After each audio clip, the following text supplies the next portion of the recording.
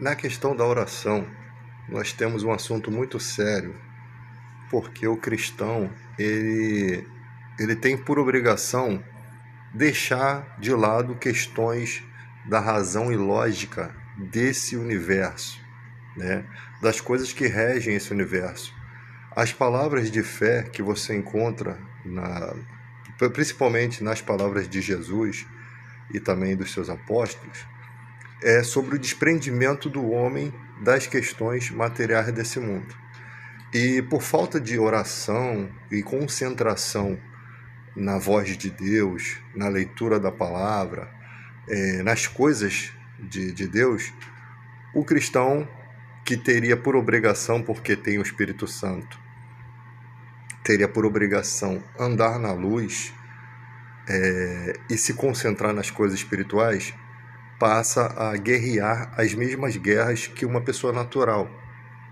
E aí que entra aquela passagem da parábola do semeador, né, onde os cuidados do mundo e as fascinações das riquezas e as demais cobiças sufocam a palavra.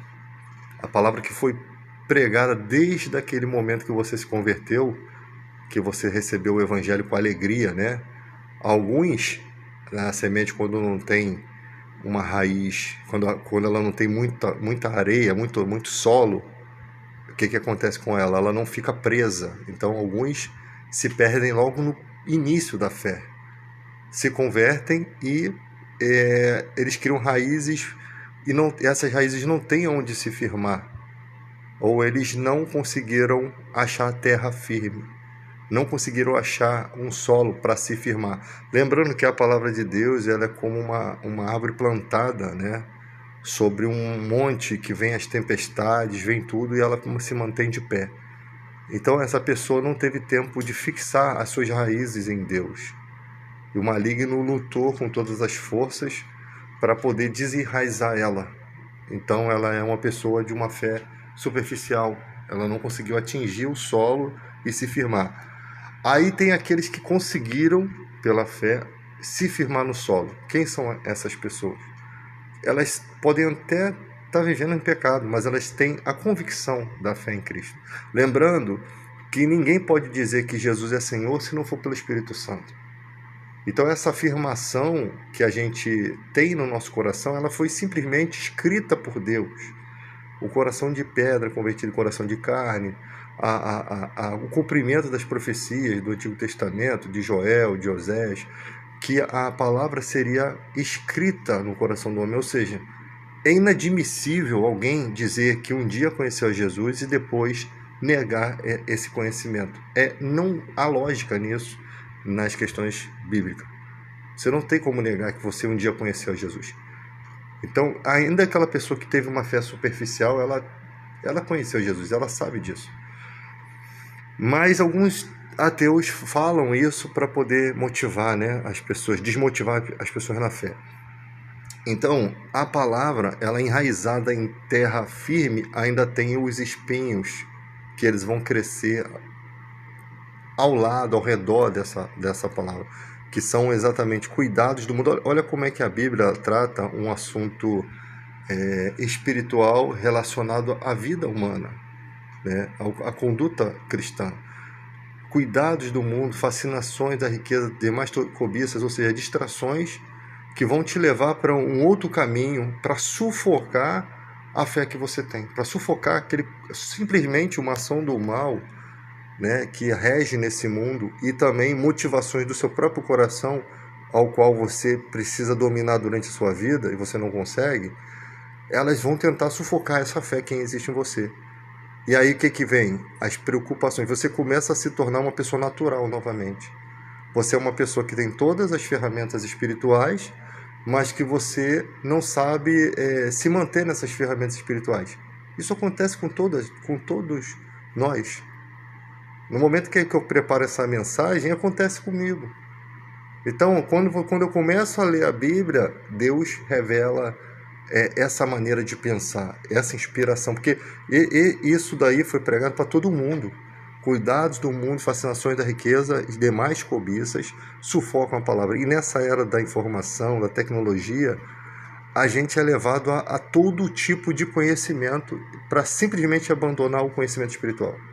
O conhecimento espiritual, ele contamina, vamos dizer de uma forma positiva, ele semeia-se, né, na vida das pessoas, e o mal não quer que esse conhecimento chegue. Então, essa luta no mundo espiritual, a gente não sabe como funciona.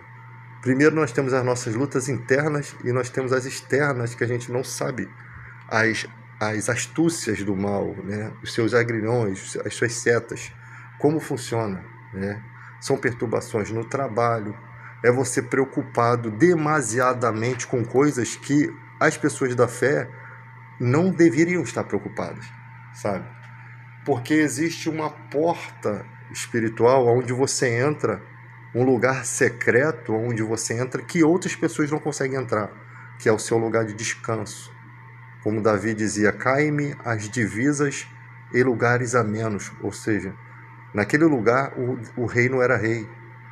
O rei era simplesmente um homem dependente de Deus, onde ele sentia paz, onde as guerras já não faziam sentido, onde nada poderia, né, o alcançar. Elevo meus olhos para os montes, de onde me virá o socorro? O meu socorro vem do Senhor que fez os céus e a terra. Essa palavra de socorro, ela pode ser um socorro numa questão de guerra física ou numa guerra espiritual, uma batalha espiritual, emocional, em que Davi diz, eu elevo meus olhos para os montes, de onde me vem o socorro?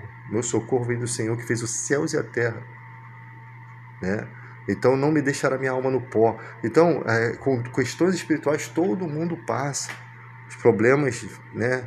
A ausência da presença de Deus, que não é por conta de Deus, é por conta das nossas escolhas. A nossa conduta todos os dias. Nós que escolhemos sintonizar a nossa frequência na frequência divina. A frequência divina está sempre lá. As mãos de Deus estão sempre estendidas. Por isso que se diz que ainda que sejamos infiel, ele se permanece fiel, porque a mão dele está sempre estendida. A gente que não consegue pegar a mão dele. Jesus fala assim, vede as aves do céu, não plantam, não semeiam. Não vale mais vocês do que as aves? Por que vocês andam preocupados pelo que há de comer e pelo que há de vestir? Os gentios desse mundo que têm essas preocupações. Nós não podemos... algumas coisas que nos levam à preocupação é a nossa família. Às vezes, você não tem como pensar só por si. A maioria das coisas que às vezes a gente faz é motivado pela... às vezes, falta de fé da nossa família, que não tem o mesmo nível de pensamento, que não tem o mesmo nível, às vezes, de conformismo, né?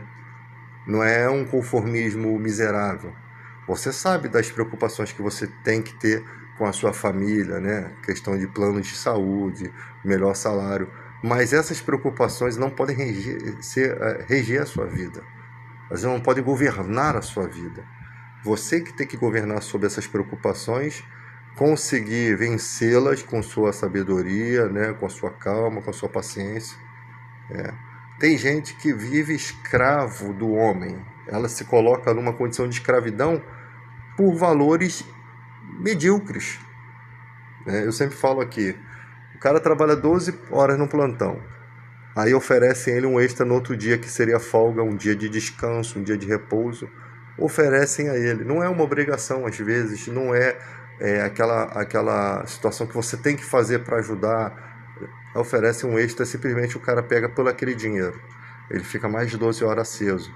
No outro plantão é o outro plantão dele, mais de 12 horas. São 36 horas de vida que ele perdeu ali.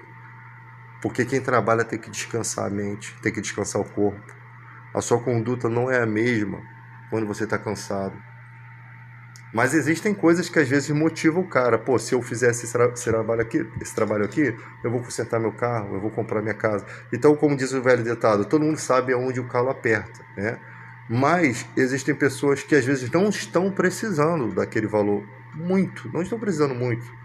Não vão passar necessidade, mas aceitam perder o seu dia de folga com a sua família, com seus filhos, um dia que seria de alegria, para poder se atribular com questões que o dinheiro às vezes não compensa. O recurso é muito ruim, né? A paga é muito ruim, às vezes tu tem que tirar a alimentação e a passagem daquele valor, e é muito ruim.